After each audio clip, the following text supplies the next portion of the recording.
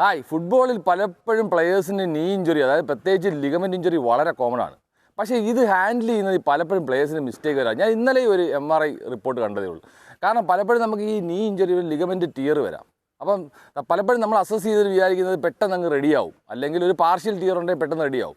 ഈ partial tear പോലും surgery ചെയ്യേണ്ട കാര്യമില്ല. നമുക്കൊരു 3rd ഗ്രേഡിലേക്ക് മാക്സിമം വരുമ്പോൾ മാത്രം സർജറി. 3rd ഗ്രേഡിൽ തന്നെ എല്ലാ സർജറി തന്നെ വേണ്ട. അപ്പോൾ നമ്മൾ ചെയ്യേണ്ടത് ഇനിഷ്യൽ ഡയഗ്നോസിസ് ഇമ്പോർട്ടൻറ്റ്. അത് MRI ഉപയോഗിച്ച് തന്നെ തീർച്ചയായിട്ടും അത് അസസ് ചെയ്യണം.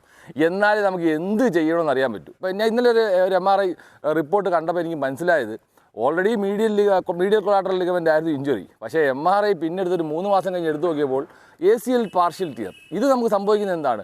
പലപ്പോഴും നമ്മളിത് ഇഗ്നോർ ചെയ്യുന്നതുകൊണ്ടാണ്. അപ്പോൾ MRI അസസ് ചെയ്ത് കറക്റ്റായിട്ടുള്ള ട്രീറ്റ്മെൻറ്റ് ചെയ്തില്ലെങ്കിൽ പ്ലെയേഴ്സ് ഒരിക്കലും മുകളിലോട്ട് വരുത്തില്ല.